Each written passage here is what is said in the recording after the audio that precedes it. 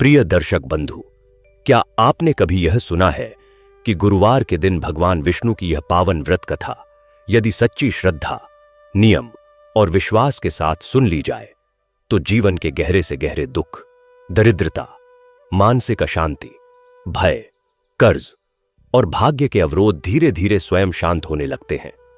प्रिय दर्शक बंधु, आज का यह गुरुवार कोई साधारण दिन नहीं है। यह वह परम पावन दिवस है जब पालनकर्ता श्री हरि, जो धर्म, करुणा और संतुलन के अधिष्ठाता हैं, अपने भक्तों के जीवन में कृपा का अमृत प्रवाहित करते हैं। गुरुवार को विष्णु भक्ति करने से जीवन में स्थिरता, सद्बुद्धि, सौभाग्य और शांति का वास होता है। शास्त्रों में कहा गया है कि जो भी व्यक्ति गुरुवार के दिन श्रद्धा, संयम और विश्वास के साथ भगवान विष्णु की कथा सुनता है, उसके जीवन से धीरे धीरे दरिद्रता, गृह दोष, पारिवारिक कलह, भय, मानसिक असंतुलन और भविष्य की चिंता समाप्त होने लगती है। जैसे अंधकार में दीपक जलते ही मार्ग स्पष्ट हो जाता है, वैसे ही विष्णु कथा जीवन को सही दिशा प्रदान करती है। दर्शक बंधु, एक पल ठहरकर अपने जीवन की ओर देखिए। कभी मेहनत के बाद भी स्थिर फल नहीं मिलता, कभी धन आता है पर टिकता नहीं, कभी निर्णय लेते समय मन भ्रमित हो जाता है और कभी लगता है कि भाग्य साथ नहीं दे रहा। लेकिन आज जब आप गुरुवार के इस पावन दिन भगवान श्री विष्णु की कथा सुनने बैठे हैं तो ऐसा प्रतीत होता है मानो धर्म और करुणा की दिव्य ऊर्जा आपके जीवन में प्रवेश कर रही हो। श्री हरि यह भाव जगा रहे हैं कि जब जीवन में धर्म और धैर्य का पालन होता है तब कोई भी संकट स्थायी नहीं रहता। भगवान श्री विष्णु केवल सृष्टि के पालनकर्ता ही नहीं हैं, वे जीवन को संतुलित करने वाले मार्गदर्शक हैं। वे वह शक्ति हैं जो बिखरे हुए जीवन को क्रम में ले आती है, और वह करुणा है जो थके हुए मन को शांति प्रदान करती है। यही कारण है कि आज की यह कथा केवल सुनने की कथा नहीं है, यह दरिद्रता नाश, गृह शांति और जीवन संतुलन की साधना बन सकती है। यह कथा सिखाती है कि जब मनुष्य अहंकार त्याग कर श्रीहरि की शरण में आता है तब जीवन में स्थिरता स्वयं उतर आती है। कई बार मनुष्य भीतर से प्रश्न करता है, मेरे जीवन में शांति कब आएगी, मेरी आर्थिक स्थिति कब सुधरेगी, मेरे प्रयास सफल क्यों नहीं हो रहे।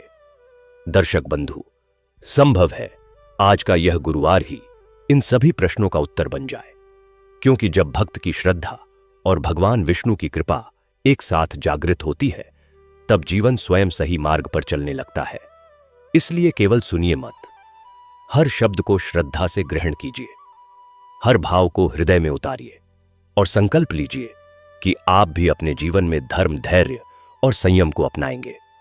तो आइए, मन को शांत कीजिए, चिंताओं और भय को श्रीहरि को अर्पित कीजिए, हृदय में भक्ति और विश्वास का दीप जलाइए और भगवान श्री विष्णु का स्मरण करते हुए इस पावन गुरुवार व्रत कथा की दिव्य यात्रा आरंभ करते हैं। लेकिन दर्शक बंधु, आगे बढ़ने से पहले एक अत्यंत आवश्यक बात, गुरुवार की यह पवित्र कथा केवल सुनने के लिए नहीं होती, यह जीवन को धर्ममय, स्थिर और सुखमय बनाने के लिए होती है। शास्त्रों में कहा गया है कि जो विष्णु कथा को अधूरा छोड़ देता है वह उसके पूर्ण फल से वंचित रह जाता है। इसीलिए निवेदन है, आज की इस कथा को अंत तक अवश्य सुने। हो सकता है कथा का कोई एक भाव, कोई एक व्रत नियम या कोई एक संदेश आपके जीवन से दुख, डर और अभाव को सदा के लिए दूर कर दे। दर्शक बंधु, जो व्यक्ति भगवान विष्णु की कथा को श्रद्धा से सुनता है उसके जीवन में धर्म, धन और शांति का वास होता है। जो इसे दूसरों तक पहुंचाता है उस पर श्री हरि की कृपा सदा बनी रहती है। और यदि आप सच्चे सनातनी हैं तो ऐसी पावन कथाओं को फैलाना आपका धर्म भी है और पुण्य भी। इसलिए इस कथा को प्रेम से लाइक करें, अपने परिवार और मित्रों के साथ साझा करें और हमारे चैनल सनातन आराध्या को सब्सक्राइब करना न भूलें, ताकि हर गुरुवार आपको भगवान श्री विष्णु की दिव्य कथाएं और जीवन को दिशा देने वाले संदेश मिलते रहें। तो आइए, श्रद्धा, विश्वास और धर्म के साथ श्री हरि का स्मरण करते हुए इस पावन गुरुवार व्रत कथा की शुरुआत करते हैं। बहुत प्राचीन काल की बात है, जब युगों का आरंभ भी पूर्ण रूप से स्थिर नहीं हुआ था, जब धरती पर धर्म और अधर्म के बीच संतुलन डगमगाने लगा था और मनुष्यों के हृदय से श्रद्धा धीरे धीरे कम होने लगी थी। उसी समय आर्यावर्त के एक छोटे से राज्य में धर्मवीर नाम का एक राजा राज करता था, जो प्रारंभ में अत्यंत न्यायप्रिय और भगवान के भक्त थे, परंतु समय के साथ अपने वैभव, सोने के महलों और अपार शक्ति पर उसे अभिमान हो गया। गुरुवार का पवित्र दिन आता, मंदिरों में दीप जलते, ब्राह्मण विष्णु भगवान का स्मरण करते, पर राजा ने धीरे धीरे पूजा त्याग दी और कहा कि मेरे भाग्य का निर्माण मैंने स्वयं किया है। यह सुनकर प्रजा का मन भी विचलित होने लगा और राज्य में अन्न की कमी, रोग और अशांति फैलने लगी। एक दिन एक वृद्ध साधु राज दरबार में आए। उनके नेत्रों में अद्भुत तेज था और वाणी में करुणा। उन्होंने राजा से कहा, राजन, जब मनुष्य अपने पालनहार को भूल जाता है, तब लक्ष्मी भी उसका साथ छोड़ देती है। गुरुवार का दिन स्वयं श्री हरि की कृपा का द्वार है। राजा ने हंसकर उनकी बात अनसुनी कर दी, पर उसी रात उसने स्वप्न में देखा कि उसका विशाल महल अंधकार में डूब गया है और वह अकेला भटक रहा है। तभी क्षीर सागर के समान शांत प्रकाश प्रकट हुआ और उसमें से 4 भुजाओं वाले दिव्य स्वरूप ने दर्शन दिए। शंख की ध्वनि से वातावरण गूंज उठा, चक्र से तेज निकल रहा था और कमल की सुगंध चारों ओर फैल गई। भगवान ने मधुर स्वर में कहा, अहंकार मनुष्य को उसके मूल से दूर कर देता है। गुरुवार श्रद्धा का दिन है। जो इस दिन विश्वास से मेरा स्मरण करता है, उसके जीवन का भार मैं स्वयं उठा लेता हूं। राजा भय और पश्चाताप से रो पड़ा। सुबह होते ही उसने राज सिंहासन छोड़कर मंदिर में जाकर पीले वस्त्र अर्पित किए, गरीबों को भोजन कराया और पूरे राज्य में गुरुवार व्रत और कथा का आरंभ कराया। धीरे धीरे वर्षा हुई, खेत हरे हो गए, रोग समाप्त होने लगे और प्रजा के चेहरे पर फिर मुस्कान लौट आई। तब राजा समझ गया कि सच्चा वैभव धन में नहीं, भगवान विष्णु की कृपा में है। कहा जाता है कि उस दिन से जो भी श्रद्धा से गुरुवार को श्री हरि का स्मरण करता है, उसके जीवन के कठिन से कठिन मार्ग भी सरल हो जाते हैं, क्योंकि विष्णु केवल पूजा से नहीं, सच्चे भाव से प्रसन्न होते हैं। और जब भक्त का हृदय विनम्र हो जाता है, तब स्वयं नारायण उसके जीवन की नया पार लगा देते हैं। यही इस पावन कथा का संदेश है कि गुरुवार का दिन केवल एक बार नहीं, बल्कि विश्वास, धैर्य और भगवान की शरण में लौट आने का दिव्य अवसर है। जो इसे समझ लेता है, उसके जीवन में कभी अंधकार स्थायी नहीं रहता और अंततः हर संकट श्री हरि की कृपा से प्रकाश में बदल जाता है। और इस पवित्र कथा को आगे बढ़ाते हुए हम उस समय की ओर लौटते हैं जब धर्मवीर राजा के राज्य में घटी घटनाओं की गूंज देश देशांतर तक फैल गई थी। जब उस राज्य की सीमाओं से परे भी लोगों ने जाना कि श्री हरि की कृपा से कोई वंचित नहीं रहता जो सच्चे मन से उनकी शरण में आए। उस राज्य के पास एक और छोटा सा गांव था जिसका नाम था हरिपुर। और उस गांव में एक निर्धन किसान रहता था। उसके खेत सूख चुके थे, उसकी पत्नी दीर्घकाल से रोगग्रस्त थी और उसके 2 छोटे छोटे बच्चे थे जो प्रतिदिन भूखे सोते थे। किसान का नाम रामदास था और वह जितना निर्धन था उतना ही सरल हृदय का भी था। उसने कभी किसी का बुरा नहीं किया था, कभी झूठ नहीं बोला था, पर फिर भी उसके जीवन में दुख का अंत नहीं था। एक गुरुवार की संध्या को जब आकाश में सूर्य अस्त हो रहा था और चारों दिशाओं में लाली छा गई थी, रामदास खेत से लौट रहा था। उसके पैर थके हुए थे, पेट भूखा था और मन में निराशा भरी हुई थी। रास्ते में एक पीपल का पेड़ था और उस पेड़ के नीचे एक वृद्ध सन्यासी बैठे थे। उनकी आंखें बंद थीं, होठों पर मंद मुस्कान थी और उनके चारों ओर एक अजीब सी शांति थी। रामदास रुक गया। वह नहीं जानता था क्यों, पर उसके पैर वहीं रुक गए। उसने सन्यासी को प्रणाम किया और बैठ गया। सन्यासी ने धीरे से आंखें खोली और रामदास को देखकर मुस्कुराए। उन्होंने कहा, पुत्र, तेरे मुख पर दुख की छाया है, पर तेरे हृदय में अभी भी धर्म की लौ जल रही है। रामदास ने अपना सारा दुख सुना दिया। कहा कि हे महाराज, मैंने कभी पाप नहीं किया, फिर भी मेरे घर में इतना कष्ट क्यों है? सन्यासी ने कहा, पुत्र, गुरुवार का दिन श्री हरि का दिन है। इस दिन जो मनुष्य प्रातःकाल स्नान करके पीले वस्त्र धारण करे, केले के वृक्ष की पूजा करे, विष्णु भगवान का स्मरण करे और कथा सुने, उसके जीवन के सभी कष्ट दूर हो जाते हैं। पर यह व्रत केवल नियम से नहीं, श्रद्धा से करना होता है। रामदास ने पूछा, महाराज, हमारे घर में पीले वस्त्र नहीं है, केला भी नहीं है, हम इतने निर्धन हैं कि पूजा की सामग्री कहां से लाए। सन्यासी ने कहा, पुत्र, भगवान को सामग्री नहीं, भाव चाहिए। एक तुलसी का पत्ता, एक लोटा जल और सच्चे मन की पुकार, यही विष्णु भगवान को प्रिय है। जो हृदय से पुकारे, नारायण उसकी सुनते हैं। रामदास ने उस रात घर लौटकर अपनी पत्नी को सब बताया। पत्नी ने कहा, हम जो कर सकते हैं वह करते हैं। अगले गुरुवार को रामदास ने प्रातःकाल उठकर नदी में स्नान किया। घर में जो एकमात्र पीली धोती थी वह पहनी, तुलसी का पत्ता तोड़ा, एक मिट्टी के दीपक में थोड़ा तेल डाला और जमीन पर बैठकर आंखें बंद करके विष्णु भगवान का ध्यान किया। उसके मन में कोई बड़ी मांग नहीं थी, केवल यही भाव था कि हे नारायण, मेरी पत्नी को स्वास्थ्य दो, मेरे बच्चों को भूखा मत रखो। उसने श्री हरि से यही प्रार्थना की और जो भी कथा उसे याद थी वह मन में दोहराई। उस दिन के बाद से कुछ ऐसा हुआ जिसकी किसी को उम्मीद नहीं थी। उसी शाम एक व्यापारी गांव से गुजर रहा था। उसकी बैलगाड़ी का पहिया रामदास के घर के सामने टूट गया। रामदास ने उसकी मदद की। व्यापारी बहुत प्रसन्न हुआ और उसने रामदास को कुछ दाने और थोड़ा धन दिया। उस रात बच्चों ने पेट भरकर खाना खाया। अगले गुरुवार रामदास ने फिर पूजा की। धीरे धीरे उसके खेत में वर्षा हुई, अनाज उगा, पत्नी का रोग कम होने लगा। 3 महीने में रामदास का जीवन बदल गया। गांव के लोग हैरान थे। उन्होंने पूछा, रामदास, तूने क्या किया जो तेरे जीवन में इतना परिवर्तन आ गया? रामदास ने कहा, मैंने कुछ नहीं किया, श्रीहरि ने किया। मैंने केवल गुरुवार को उनका स्मरण किया, बाकी सब उनकी कृपा है। यह सुनकर पूरे गांव में गुरुवार व्रत की महिमा फैल गई और हरिपुर गांव भी धीरे धीरे समृद्ध होने लगा। अब इस कथा को और आगे ले जाते हैं, उस पवित्र प्रसंग की ओर जो देवलोक में घटा था और जिसका संबंध इसी गुरुवार के व्रत की महिमा से है। कहते हैं कि एक बार देवराज इंद्र को अपनी शक्ति पर अभिमान हो गया। वे भूल गए कि उनकी शक्ति का स्रोत भगवान विष्णु की कृपा है। उन्होंने एक दिन महर्षि बृहस्पति का अपमान कर दिया, जो देवताओं के गुरु थे और जिनका वार गुरुवार को ही समर्पित है। बृहस्पति देव मन में खिन्न हुए और देवलोक छोड़कर चले गए। उनके जाने के बाद देवताओं के सभी यज्ञ और पूजाएं अव्यवस्थित हो गईं, क्योंकि बृहस्पति के बिना देवताओं के अनुष्ठान पूर्ण नहीं होते। इंद्र का सिंहासन डगमगाने लगा। असुरों ने इस अवसर का लाभ उठाया और स्वर्ग पर आक्रमण कर दिया। देवता युद्ध में पराजित होने लगे।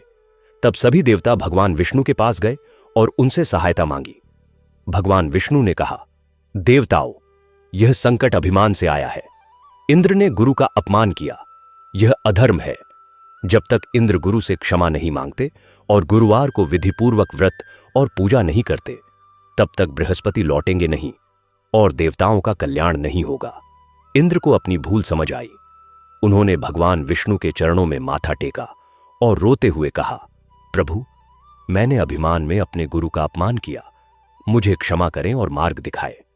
भगवान विष्णु ने कहा, इंद्र, जाओ और गुरुवार के दिन केले के वृक्ष के नीचे बैठकर मेरा और बृहस्पति देव का ध्यान करो, पीले पुष्प अर्पित करो, चने की दाल और गुड़ का भोग लगाओ और सच्चे मन से क्षमा याचना करो। इंद्र ने ऐसा ही किया।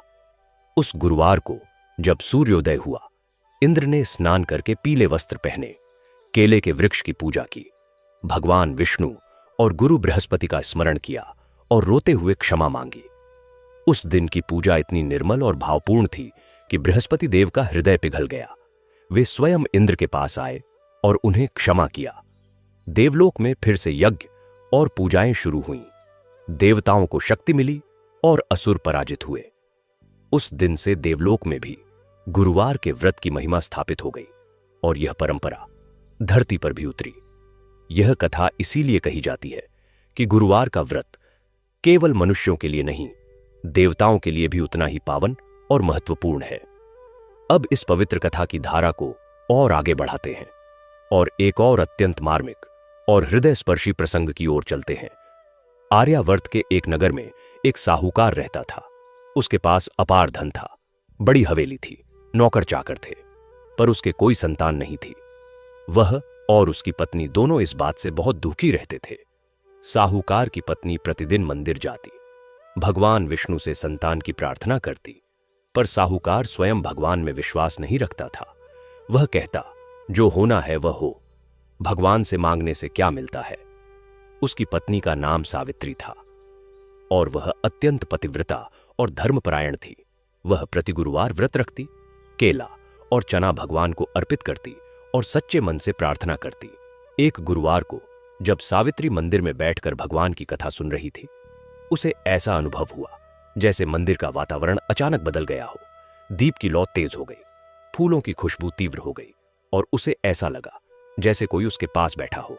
उसने आंखें खोलीं, पर कोई नहीं था, पर मन में एक अजीब सी शांति और विश्वास भर गया। उस रात उसने सपने में देखा कि श्री हरि ने उससे कहा, पुत्री, तेरी श्रद्धा अटल है, तेरे घर में आनंद आएगा, पर पहले तुझे अपने पति को भी श्रद्धा की राह पर लाना होगा। सावित्री ने जागकर अपने पति को सपना सुनाया। साहूकार ने पहले तो हंसकर टाल दिया, पर सावित्री की आंखों में इतना विश्वास था कि वह कुछ कह न सका। उस गुरुवार साहूकार ने पहली बार पत्नी के साथ मंदिर जाकर भगवान के सामने बैठा। उसने कुछ नहीं मांगा, बस चुपचाप बैठा रहा। पर उस दिन उसके हृदय में पहली बार एक अजीब सा भाव उठा, जैसे कोई पत्थर पिघल रहा हो। उसे समझ नहीं आया यह क्या है, पर वह पत्नी के साथ हर गुरुवार मंदिर जाने लगा। धीरे धीरे उसके मन में भगवान के प्रति श्रद्धा जागने लगी। 1 वर्ष पूरा होने पर सावित्री ने पुत्र को जन्म दिया। साहूकार की आंखों में आंसू आ गए। उसने मंदिर जाकर भगवान के चरणों में माथा टेका और कहा, प्रभु, मैं मूर्ख था, मैंने आपको नहीं माना, पर आपने मेरी पत्नी की श्रद्धा के कारण मुझ पर भी कृपा की। उस दिन से साहूकार ने प्रतिज्ञा ली कि वह प्रत्येक गुरुवार को व्रत रखेगा, गरीबों को भोजन कराएगा और भगवान विष्णु की कथा सुनेगा। उसका वह परिवार पीढ़ियों तक सुखी और समृद्ध रहा और उनके घर में हर गुरुवार को विष्णु भगवान की पूजा की परंपरा चलती रही। यह कथा बताती है कि कभी-कभी एक व्यक्ति की श्रद्धा से पूरे परिवार का उद्धार हो जाता है, क्योंकि भगवान विष्णु करुणा के सागर हैं और जब कोई सच्चे हृदय से पुकारता है तो वे उस पुकार को अनसुना नहीं करते।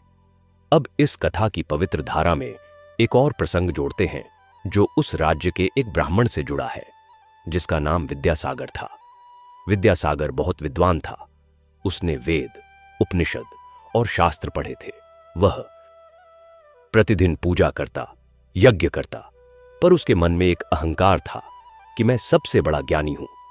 वह दूसरे पंडितों को छोटा समझता, गरीबों से बात नहीं करता और मानता था कि केवल विद्वान ही भगवान के योग्य हैं। एक दिन उसके नगर में एक साधारण धोबी था जो अनपढ़ था, पर हर गुरुवार को बड़े भाव से भगवान की पूजा करता था। वह पूजा की कोई जटिल विधि नहीं जानता था, बस हाथ जोड़कर भगवान के सामने बैठता और मन ही मन कहता, प्रभु, मैं अनपढ़ हूं, मुझे मंत्र नहीं आते, पर आप मेरे मन की बात जानते हैं, मुझे बस आपका आशीर्वाद चाहिए। एक गुरुवार को उस धोबी के घर में अचानक एक दिव्य घटना घटी। उसकी वर्षों से बीमार मां अचानक स्वस्थ हो गई। पूरे मोहल्ले में यह बात फैल गई। जब विद्यासागर ने सुना तो वह हैरान हुआ और सोचा कि यह कैसे संभव है कि एक अनपढ़ धोबी की पूजा से भगवान प्रसन्न हो। वह धोबी के पास गया और पूछा, तुमने कौन सा मंत्र पढ़ा, कौन सी विधि अपनाई? धोबी ने हाथ जोड़कर कहा, पंडित जी, मैं तो अनपढ़ हूं, मुझे कोई मंत्र नहीं आता, मैंने बस सच्चे मन से भगवान को बुलाया, मेरे मन में कोई छल नहीं था। विद्यासागर के मन में यह बात घर कर गई। उस रात वह सो नहीं सका। उसे लगा कि वह वर्षों से पूजा करता आया है, पर उसकी पूजा में भाव नहीं था, केवल अहंकार था। उसने अगले गुरुवार को पहली बार बिना किसी विद्वत्ता के, अहंकार के, बिल्कुल एक बच्चे की तरह भगवान के सामने बैठकर रोते हुए कहा, प्रभु, मैंने अपना सारा जीवन ज्ञान के अहंकार में बिता दिया। आज मैं खाली हाथ और खाली मन लेकर आया हूं, मुझे अपनी शरण में ले लो। उस दिन विद्यासागर के जीवन में जो परिवर्तन आया वह अद्भुत था। उसके हृदय से अहंकार जैसे धुल गया और उसमें एक नई विनम्रता और करुणा आ गई।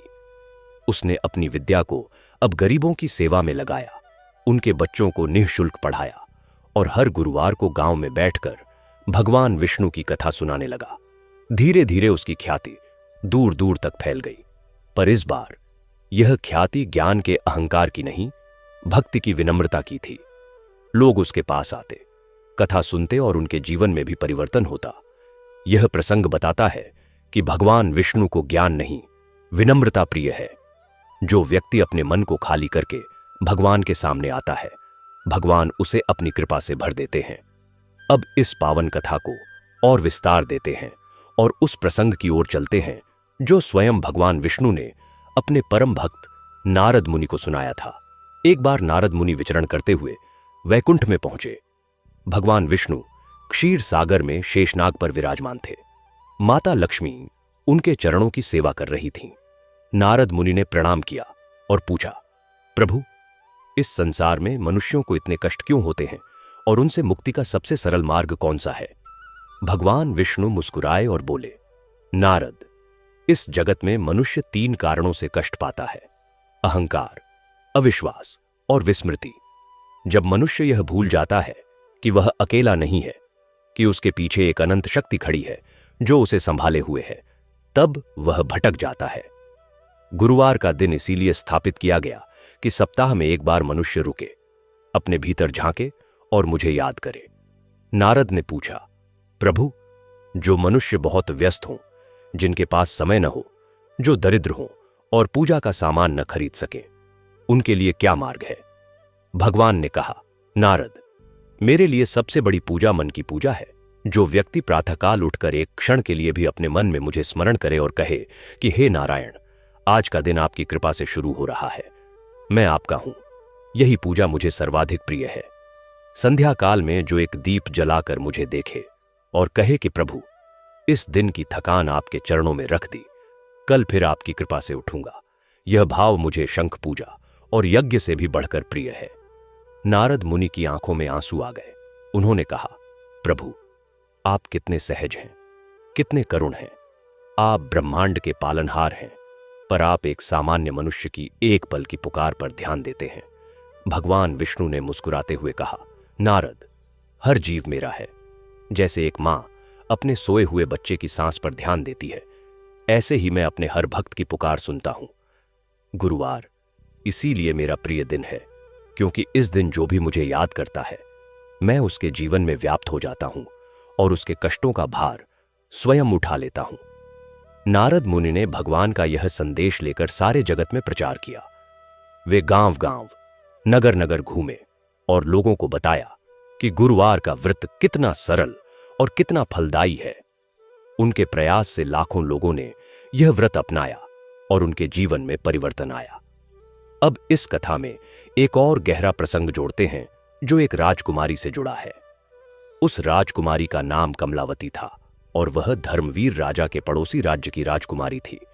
कमलावती अत्यंत सुंदर और गुणवान थी, पर उसके विवाह में बार बार विघ्न आ रहे थे। एक के बाद एक रिश्ते टूट रहे थे और उसके माता पिता बहुत चिंतित थे। एक दिन एक वृद्ध साधु उस राजमहल में आए और उन्होंने कहा, राजन, आपकी पुत्री के जीवन में एक पूर्व जन्म का संस्कार है जो उसके विवाह में बाधा बन रहा है। इसका निवारण केवल श्रीहरि की कृपा से होगा। कमलावती को 16 गुरुवार तक विधिपूर्वक व्रत रखना होगा। हर गुरुवार को मंदिर में जाकर भगवान विष्णु की कथा सुननी होगी और किसी एक निर्धन कन्या का विवाह करवाना होगा। राजा ने यह बात कमलावती को बताई। कमलावती ने बिना किसी प्रश्न के यह व्रत स्वीकार कर लिया। पहले गुरुवार से उसने व्रत शुरू किया। वह स्वयं रसोई में जाकर चने की दाल और गुड़ का प्रसाद बनाती, मंदिर जाती और गरीब लोगों में बांटती। हर गुरुवार वह किसी निर्धन परिवार की मदद करती। 16वें गुरुवार को जब उसने व्रत पूर्ण किया, उसी सप्ताह एक पड़ोसी राज्य के राजकुमार का संदेश आया और वह विवाह बिना किसी विघ्न के संपन्न हो गया। कमलावती का विवाह हुआ और वह सुखी जीवन जीने लगी। उसने अपने नए राज्य में भी गुरुवार व्रत की परंपरा स्थापित की और आने वाली पीढ़ियों तक यह परंपरा चलती रही। यह प्रसंग बताता है कि जीवन में चाहे कितनी भी बाधाएं हों, गुरुवार के व्रत से और भगवान विष्णु की कृपा से सब दूर हो जाती है। अब इस पावन कथा की धारा में एक और हृदयस्पर्शी प्रसंग जोड़ते हैं। इस बार की कथा एक विधवा मां और उसके पुत्र की है। उस मां का नाम सुमित्रा था और वह अपने छोटे पुत्र मधुकर के साथ एक छोटी सी कुटिया में रहती थी। उसके पति का देहांत हो चुका था और वह अकेले अपने पुत्र को पाल रही थी। उसके पास जीविका का कोई साधन नहीं था। वह दूसरों के घर में काम करती और जो मिलता उससे गुजारा चलाती। पर हर गुरुवार को, चाहे कितना भी कठिन दिन हो, वह एक दीपक जलाती, भगवान विष्णु का नाम लेती और अपने बेटे को उनकी कथा सुनाती। मधुकर बचपन से ही मां की इस श्रद्धा को देखकर बड़ा हुआ और उसके मन में भगवान के प्रति गहरी आस्था जाग गई। वह भी हर गुरुवार को व्रत रखता और प्रार्थना करता। मधुकर बड़ा हुआ और उसने एक छोटे से व्यापार की शुरुआत की। धीरे धीरे उसका व्यापार बढ़ा। उसने जो भी कमाया उसका एक हिस्सा हमेशा गरीबों की मदद में लगाया। उसकी मां के जीवन के अंतिम वर्ष बहुत सुखद रहे। जब सुमित्रा का अंतकाल आया तो उसके मुख पर गहरी शांति थी। उसने अपने बेटे से कहा, मधुकर, जीवन में कभी भी गुरुवार की पूजा मत छोड़ना। भगवान विष्णु ने हमें हमेशा संभाला है। मधुकर ने मां का यह वचन अपने हृदय में धारण किया और जीवन पर्यंत निभाया। उसके बच्चों ने भी यही किया और पीढ़ी दर पीढ़ी यह परंपरा चलती रही।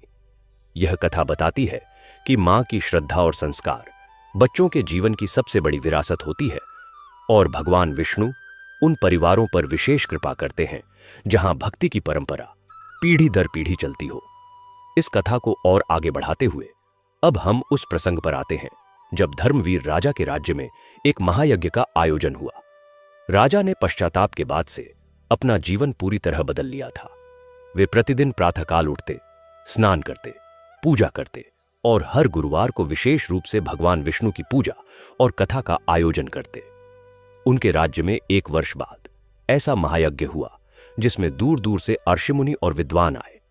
यज्ञ में भगवान विष्णु के सहस्रनाम का पाठ हुआ, गरीबों को भोजन कराया गया, वस्त्र बांटे गए। उस यज्ञ में एक अद्भुत घटना घटी।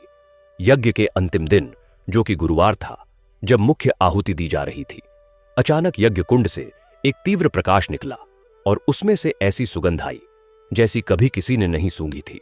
कुछ क्षण के लिए सभी को ऐसा लगा जैसे वातावरण में एक दिव्य उपस्थिति हो। पक्षी रुक गए, हवा शांत हो गई और आकाश में एक अद्भुत सी चमक दिखाई दी। फिर यज्ञ पूर्ण हुआ और सब फिर सामान्य हो गया। पर उस घटना को देखने वाले हर व्यक्ति के मन में एक गहरी शांति और आनंद भर गया। उस यज्ञ के बाद राज्य में 5 वर्षों तक किसी प्रकार का अकाल या रोग नहीं आया। लोग कहते थे कि उस दिन स्वयं श्री हरि ने यज्ञ में अपनी उपस्थिति दर्ज कराई थी। धर्मवीर राजा की आंखों से उस दिन अविरल अश्रुधारा बह रही थी। उन्होंने हाथ जोड़कर कहा, प्रभु, आपकी लीला अपरंपार है। मैंने आपको भुला दिया था, पर आपने मुझे नहीं भुलाया। यही आपकी महिमा है और यही गुरुवार के व्रत का फल है।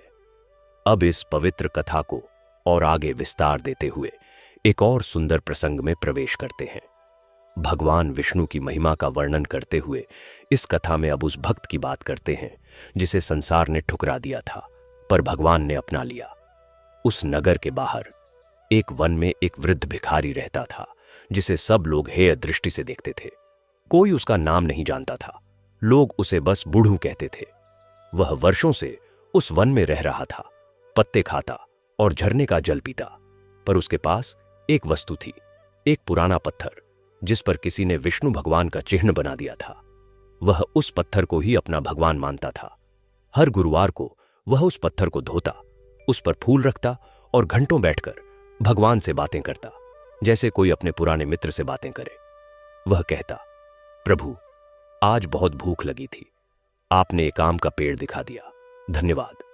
कल बारिश में भीग गया था, आपने वह गुफा दिखा दी, धन्यवाद। उसकी पूजा में कोई विधि नहीं थी, कोई मंत्र नहीं था, बस एक सरल हृदय की कृतज्ञता थी। एक बार नारद मुनि उस वन से गुजर रहे थे। उन्होंने उस वृद्ध को देखा और रुक गए। नारद मुनि को आश्चर्य हुआ कि इस वृद्ध के चारों ओर एक अद्भुत आभा क्यों है। वे उसके पास गए और पूछा, बाबा, तुम कौन हो, कहां से आए हो?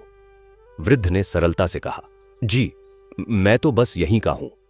उन्होंने अपने पत्थर की ओर इशारा किया और कहा, बस ये मेरे भगवान हैं और मैं इनका। नारद मुनि की आंखें भर आईं। उन्होंने सोचा कि मैं वैकुंठ जाता हूं, देवताओं से मिलता हूं, ज्ञान की बातें करता हूं, पर इस वृद्ध की जो भक्ति है वह शायद मुझसे भी गहरी है। नारद मुनि वैकुंठ गए और भगवान विष्णु को इस वृद्ध के बारे में बताया। भगवान विष्णु मुस्कुराए और बोले, नारद, यह मेरे उन भक्तों में से एक है जो सबसे प्रिय हैं। यह मुझसे कुछ मांगता नहीं, बस मेरे साथ बातें करता है। यह मुझे उपकरण नहीं मानता, मित्र मानता है। जब कोई भक्त भगवान को मित्र समझे, जब उसमें कोई स्वार्थ न हो, केवल प्रेम हो, तो यही सबसे उच्च भक्ति है। उस वृद्ध के जीवन के अंत में कुछ अद्भुत हुआ। जिस दिन उसने वन में अंतिम सांस ली, वह भी गुरुवार का दिन था। पास के गांव के लोगों ने देखा कि उस वन में एक दिव्य प्रकाश प्रकट हुआ और कुछ देर बाद शांत हो गया। जब वे वहां पहुंचे तो वृद्ध की काया शांत और मुस्कुराती हुई पड़ी थी, मानो वह सो गया हो। उसके पत्थर के आगे एक ताजा पीले कमल का फूल रखा था, जबकि वहां आसपास कमल का कोई पौधा नहीं था। लोगों ने समझ लिया कि भगवान विष्णु स्वयं अपने भक्त को लेने आए थे। उस स्थान पर बाद में एक मंदिर बनाया गया और कहते हैं कि वह मंदिर आज भी है, जहां हर गुरुवार को श्रद्धालु आते हैं और भगवान विष्णु की कथा सुनते हैं। यह प्रसंग हमें सिखाता है कि भगवान की भक्ति के लिए न धन चाहिए, न बड़ा मंदिर, न महंगी पूजा सामग्री। चाहिए केवल एक निर्मल मन और सच्चा प्रेम। और जब यह दोनों हों, तो भगवान स्वयं उस भक्त के पास चले आते हैं। अब इस कथा की पवित्र गंगा को और आगे प्रवाहित करते हुए उस प्रसंग में आते हैं जब गुरुवार व्रत की महिमा ने एक टूटे हुए परिवार को फिर से जोड़ा। एक नगर में दो भाई रहते थे, जिनका नाम था सुरेश और रमेश। वे बचपन में बहुत प्रेम से रहते थे, पर बड़े होने पर संपत्ति के विवाद में उनमें ऐसा झगड़ा हुआ कि वे वर्षों तक एक दूसरे का मुंह नहीं देखते थे। उनकी मां यह देखकर बहुत दुखी थी। वह वृद्ध हो गई थी और उसकी एकमात्र इच्छा थी कि मरने से पहले अपने दोनों बेटों को एक साथ देखे। मां हर गुरुवार को भगवान विष्णु से यही मांगती, प्रभु, मेरे बेटों को एक कर दो। उसकी यह प्रार्थना वर्षों तक चलती रही। एक गुरुवार की बात है, सुरेश किसी काम से बाजार जा रहा था और रास्ते में उसे एक बुजुर्ग मिले जो गिर पड़े थे। सुरेश ने उन्हें उठाया, उनकी चोट पर पट्टी बांधी और घर पहुंचाने के लिए उनके साथ चलने लगा। जब वह उनके घर पहुंचा तो वहां रमेश बैठा था। वह उन बुजुर्ग का परिचित था। दोनों भाइयों की नजरें मिली। एक पल के लिए दोनों चुप रहे। फिर मां वहां आई और उसने दोनों को एक साथ देखा। उसकी आंखों से आंसू बह निकले। उसने कहा, देखो, भगवान ने मेरी सुन ली। आज गुरुवार का दिन है और आज मेरी प्रार्थना पूरी हुई। दोनों भाइयों के मन में वर्षों की कड़वाहट उस पल पिघल गई। उन्होंने मां के सामने एक दूसरे को गले लगाया और वर्षों का गिला शिकवा वहीं दफन हो गया। उस दिन उस घर में ऐसा उत्सव मनाया गया जैसा पहले कभी नहीं हुआ था। मां ने कहा, गुरुवार की महिमा अपरंपार है। भगवान विष्णु ने आज मेरी सुनी। उस दिन से उस परिवार में हर गुरुवार को मिलकर भगवान की पूजा होने लगी और दोनों भाइयों का परिवार फिर से एक हो गया। यह कथा बताती है कि जब कोई मां या पिता अपने बच्चों के लिए सच्चे मन से भगवान से प्रार्थना करते हैं, तो भगवान उस प्रार्थना को कभी अनसुना नहीं करते, क्योंकि मां का प्रेम और भगवान की करुणा दोनों एक ही स्रोत से निकलती है।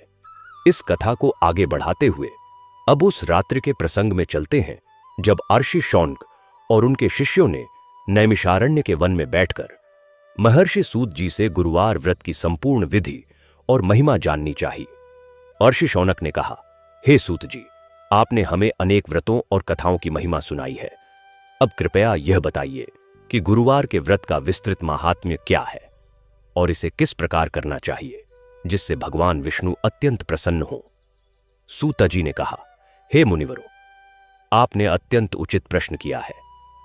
गुरुवार का दिन बृहस्पतिवार भी कहलाता है और यह दिन स्वयं बृहस्पति देव और भगवान विष्णु दोनों को समर्पित है। इस दिन जो मनुष्य प्रातःकाल सूर्योदय से पहले उठकर स्नान करे, पीले वस्त्र धारण करे, पीले पुष्प और पीली वस्तुएं भगवान को अर्पित करे, केले का सेवन करे और केले के वृक्ष की पूजा करे, चने की दाल और गुड़ का भोग लगाए और भगवान विष्णु के सहस्रनाम का पाठ करे या कम से कम उनका नाम स्मरण करे, उस व्यक्ति के जीवन में श्रीहरि की कृपा अवश्य बरसती है।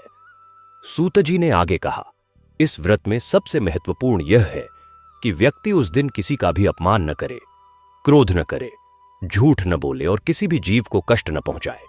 यह व्रत केवल बाहरी पूजा से नहीं, भीतरी पवित्रता से पूर्ण होता है।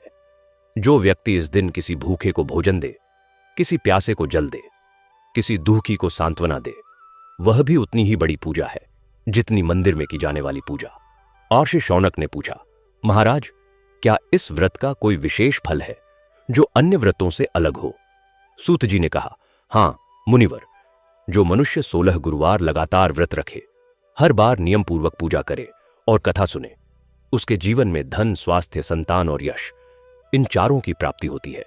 जो विवाह की इच्छा रखे उसका विवाह होता है, जो संतान की इच्छा रखे उसे संतान मिलती है, जो रोग मुक्ति चाहे उसका रोग दूर होता है, जो कर्ज मुक्ति चाहे उसका ऋण चुकता होता है।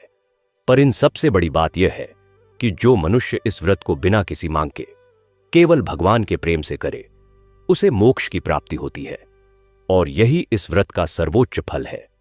महर्षि शौनक और उनके शिष्य यह सुनकर अत्यंत प्रसन्न हुए और उन्होंने उसी वन में बैठकर गुरुवार के व्रत का संकल्प लिया। कहते हैं कि उस नैमिषारण्य के वन में उस दिन से एक अद्भुत शांति स्थापित हो गई और वहां साधना करने वाले ऋषियों को असाधारण अनुभव होने लगे। यह प्रसंग हमें बताता है कि जब ज्ञानी और विद्वान जन भी श्रद्धा के साथ इस व्रत को अपनाते हैं तो उनके ज्ञान को एक नई गहराई और दिव्यता मिलती है। अब इस पावन कथा की धारा में एक और अत्यंत सुंदर और प्रेरणादायक प्रसंग जोड़ते हैं। यह उस युवक की कहानी है जो अपने जीवन में पूरी तरह टूट चुका था और जिसे भगवान विष्णु ने गुरुवार की रात एक स्वप्न के माध्यम से नई दिशा दी। उस युवक का नाम सुदर्शन था। वह बहुत मेधावी था, पर उसके जीवन में एक के बाद एक असफलताएं आती रहीं। उसका व्यापार डूब गया। उसका मित्र, जिसे वह बहुत प्रेम करता था, उसने धोखा दिया और उसके परिवार में भी अशांति थी। सुदर्शन के मन में जीवन के प्रति विरक्ति आने लगी थी। एक गुरुवार की रात वह बहुत उदास बैठा था। उसने पास के मंदिर में जलती हुई दीपमाला देखी और न जाने क्यों उसके पैर उस मंदिर की ओर चले गए। वह मंदिर में बैठ गया, भगवान विष्णु की मूर्ति के सामने, और उसके मन में कोई प्रार्थना नहीं थी, कोई मांग नहीं थी, केवल एक थकान थी जो उसने भगवान के सामने रख दी। वह कहता रहा, प्रभु, मैं थक गया हूं, आगे का रास्ता नहीं दिखता। उस रात जब वह घर लौटकर सोया, उसने स्वप्न में देखा कि एक विशाल क्षीर सागर है और उसमें शेषनाग पर श्रीहरि विराजमान है। भगवान ने कहा, सुदर्शन, जो मार्ग टूटा लगता है वह वास्तव में मुड़ता है, जो अंत लगता है वह वास्तव में नई शुरुआत है। तू थका नहीं है, बस तू अकेले चलने की कोशिश कर रहा है। अब मुझे अपने साथ लेकर चल। सुदर्शन ने स्वप्न में पूछा, पर प्रभु, मैं आपको साथ कैसे लूं? भगवान ने मुस्कुराते हुए कहा, हर गुरुवार की सुबह जब तू उठे, पहले मेरा नाम ले। दिन भर जो भी कर, यह सोचकर कर कि मैं तेरे साथ हूं। शाम को एक दीप मेरे लिए जला, बस इतना काफी है। अगले दिन सुदर्शन ने आंखें खोली तो मन में एक अजीब सा हल्कापन था। उसने उस दिन से भगवान के नाम से दिन शुरू करना और दीप जलाना शुरू किया। धीरे धीरे उसके जीवन में बदलाव आने लगे। उसे एक नया साझेदार मिला जो ईमानदार था। उसका व्यापार फिर से शुरू हुआ और इस बार फला फूला। उसके परिवार में शांति लौटी। जब वह पुराने दिनों को याद करता तो उसे लगता कि वे सब असफलताएं वास्तव में उसे उस मोड़ पर लाने के लिए थीं जहां से उसका असली जीवन शुरू हुआ। वह कहता था, भगवान की राह वक्र होती है पर पहुंचती सही जगह है। गुरुवार ने मेरे जीवन को नया अर्थ दिया। इस प्रसंग के बाद अब इस कथा में उस पावन संदेश को और गहरा करते हैं जो स्वयं भगवान विष्णु के चरित्र और उनकी लीलाओं से मिलता है। भगवान विष्णु को संसार का पालनहार कहा जाता है। वे क्षमाशील हैं, करुणामय हैं, सर्वव्यापी हैं। उनका एक नाम अनंत है क्योंकि उनकी कृपा का कोई अंत नहीं। उनका एक नाम अच्युत है क्योंकि वे कभी अपने भक्त का साथ नहीं छोड़ते। उनका एक नाम पुंडरीकाक्ष है क्योंकि उनकी दृष्टि कमल के समान पवित्र और शीतल है। जब भगवान की यह दृष्टि किसी भक्त पर पड़ती है तो उसके जीवन के सारे ताप शांत हो जाते हैं। इस कथा में अब हम उस प्रसंग की ओर चलते हैं जब द्वापर युग में पांडवों के वनवास काल में एक गुरुवार को भगवान श्री कृष्ण ने द्रौपदी को गुरुवार व्रत की महिमा बताई थी। द्रौपदी वनवास के दिनों में बहुत दुखी थी। उसके 5 पति महारथी थे, पर वनवास में उनकी दशा अत्यंत कठिन थी। एक दिन द्रौपदी ने श्री कृष्ण से पूछा, केशव, हमने कोई पाप नहीं किया, फिर भी हमें इतना कष्ट क्यों मिल रहा है? श्री कृष्ण ने मुस्कुराते हुए कहा, द्रौपदी, कष्ट और सुख दोनों जीवन के अंग हैं, पर जो भगवान विष्णु का आश्रय लेता है उसके लिए कष्ट भी परिष्कार का माध्यम बन जाता है। तुम गुरुवार का व्रत करो, भगवान विष्णु का ध्यान करो और देखो कि जीवन में कैसे परिवर्तन आता है। द्रौपदी ने वनवास में ही गुरुवार व्रत शुरू किया। वह जो भी मिलता उससे भगवान की पूजा करती, वन के पुष्पों से, नदी के जल से और वन के फलों का भोग लगाकर। उसकी श्रद्धा अटल थी। कहते हैं कि उसी व्रत के प्रताप से पांडवों के वनवास में उन पर बड़ी बड़ी आपत्तियां आईं, पर हर बार वे उनसे उबर गए। अज्ञातवास सफलतापूर्वक पूरा हुआ और अंततः धर्म की विजय हुई। द्रौपदी ने जीवन भर गुरुवार व्रत का पालन किया और वे कहती थीं कि जब जीवन में सब कुछ अंधकारमय लगे तब भगवान विष्णु की शरण लो और गुरुवार का व्रत रखो। यह अनुभव की बात है, विश्वास की बात है। इस प्रसंग को सुनकर उपस्थित सभी श्रोताओं के मन में भक्ति की एक नई लहर उठती है और हृदय श्री हरि के प्रति और अधिक श्रद्धावान हो जाता है। अब इस कथा को और विस्तार देते हुए उस दिव्य प्रसंग की ओर चलते हैं जब भगवान विष्णु ने स्वयं अपने एक अनन्य भक्त की परीक्षा ली। उस भक्त का नाम था करुणाकर और वह एक छोटे से गांव में रहता था। उसकी भक्ति इतनी अटूट थी कि वह हर गुरुवार को तो व्रत रखता ही था, पूरे सप्ताह भगवान का नाम लेता रहता था। पर एक बार उसके जीवन में ऐसा समय आया कि उसकी परीक्षा हो गई। उसका एकमात्र पुत्र बहुत बीमार पड़ गया। वैद्यों ने कहा कि इसे बचाना कठिन है। करुणाकर मंदिर गया और भगवान के सामने बैठकर बोला, प्रभु, मैं आपकी इच्छा के विरुद्ध नहीं जाना चाहता, पर मेरे पुत्र की रक्षा करो। यदि यही आपकी इच्छा है कि वह चला जाए तो मुझे शक्ति दो कि मैं आपकी इच्छा को स्वीकार कर सकूं। यह प्रार्थना सुनकर भगवान के हृदय में करुणा उमड़ी। वे जानते थे कि यह भक्त अपने दुख में भी उनकी इच्छा को सर्वोपरि मान रहा है। यही सच्ची भक्ति है। उस रात करुणाकर के स्वप्न में भगवान ने दर्शन दिए और कहा, पुत्र, तेरी भक्ति में न कोई शर्त है न कोई सौदा। यही सच्चा प्रेम है। तेरा पुत्र स्वस्थ होगा। अगले दिन सुबह पुत्र की तबीयत सुधरने लगी और एक सप्ताह में वह पूरी तरह ठीक हो गया। पर करुणाकर की भक्ति में कोई बदलाव नहीं आया। वह पहले जैसा ही श्रद्धावान रहा। वह कहता था, भगवान ने मेरे पुत्र को बचाया, यह उनकी कृपा है, पर यदि न बचाते तो भी मैं उनकी भक्ति नहीं छोड़ता, क्योंकि भक्ति सुख के लिए नहीं, प्रेम के लिए होती है। यह वाक्य सुनकर उस गांव के सभी लोग अवाक रह गए और उन्होंने करुणाकर को अपना प्रेरणा स्रोत मान लिया। उस गांव में उसके बाद से ऐसी भक्ति की परंपरा शुरू हुई जो वर्षों तक चलती रही। इस पावन कथा की अनंत धारा में अब एक और सुंदर प्रसंग जोड़ते हुए उस पल की ओर आते हैं जब इस समग्र कथा का सार एक बार फिर हमारे हृदय में उतरता है। भगवान विष्णु की महिमा का वर्णन करते करते हम इस निष्कर्ष पर पहुंचते हैं कि इस जगत में जो भी सुंदर है, जो भी पवित्र है, जो भी शांत और आनंदमय है, वह सब श्री हरि की कृपा से है। गुरुवार का दिन इसी कृपा का एक द्वार है। जो इस द्वार से प्रवेश करता है वह उस असीम प्रेम और करुणा के सागर में डूब जाता है जो भगवान विष्णु है। इस कथा में जितने भी पात्र आए, धर्मवीर राजा हो, रामदास किसान हो, सावित्री और उसका पति हो, विद्यासागर ब्राह्मण हो, कमलावती राजकुमारी हो, सुमित्रा मां हो, वह वृद्ध भिखारी हो, दोनों भाई हो, सुदर्शन युवक हो या करुणाकर भक्त हो, इन सब की एक ही कहानी है और वह यह है कि जब जब मनुष्य श्रीहरि को भूला, उसके जीवन में अंधेरा आया और जब जब उसने उनकी शरण ली, प्रकाश लौट आया। गुरुवार इसी शरण का प्रतीक है, इसी विश्वास का उत्सव है। जो इस दिन को श्रद्धा से जीता है वह पूरे सप्ताह को भगवान की छाया में जीता है।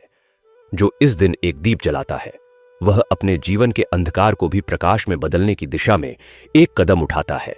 इस पावन कथा को सुनने वाले प्रत्येक भक्त के जीवन में श्रीहरि की कृपा बरसे, यही हमारी प्रार्थना है। जय श्री हरि, जय बृहस्पति देव। गुरुवार व्रत की जय।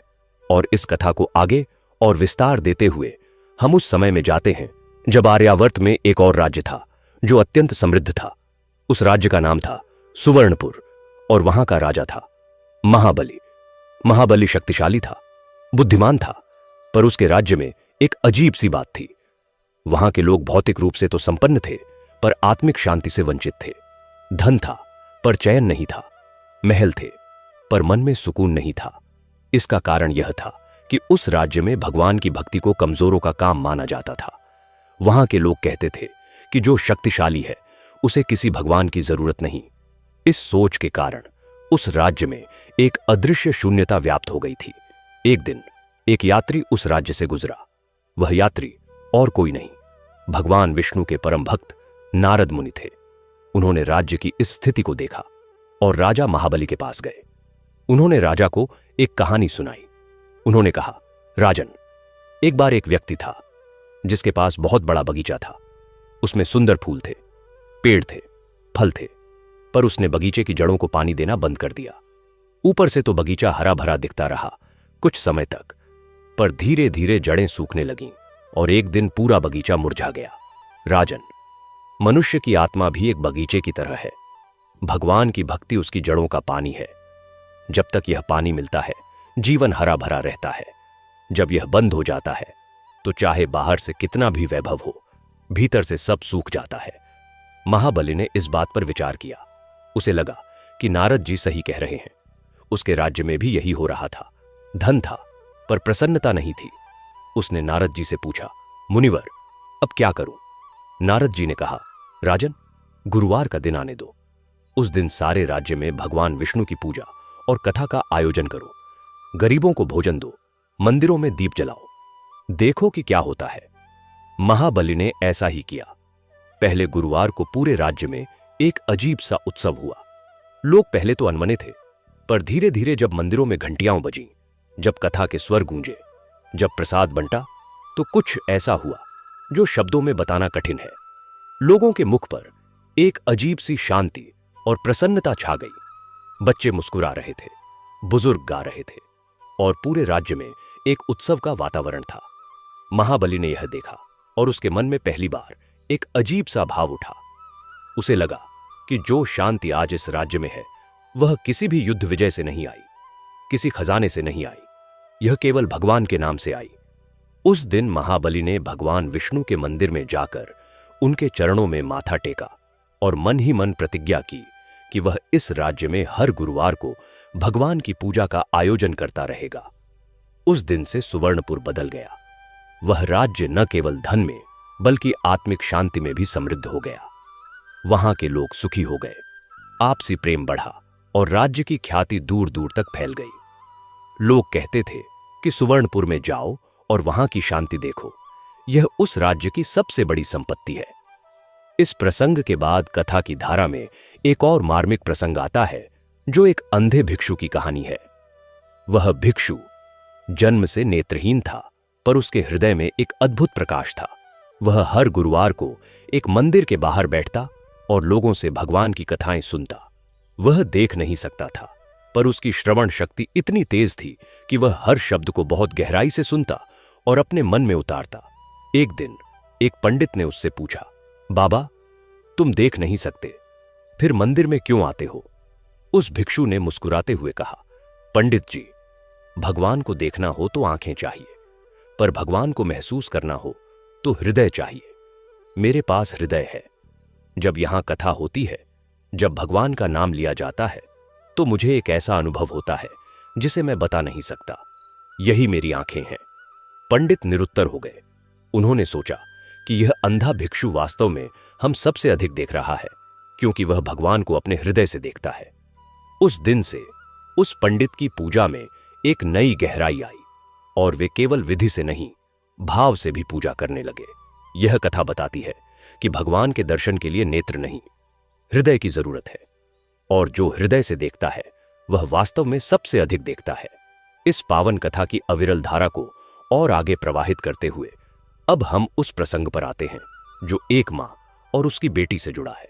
एक गांव में एक वृद्धा मां रहती थी जिसकी बेटी बहुत दूर ससुराल में थी। मां को बेटी की बहुत याद आती थी और बेटी भी मां को याद करती थी, पर आना जाना संभव नहीं था। मां ने एक उपाय किया।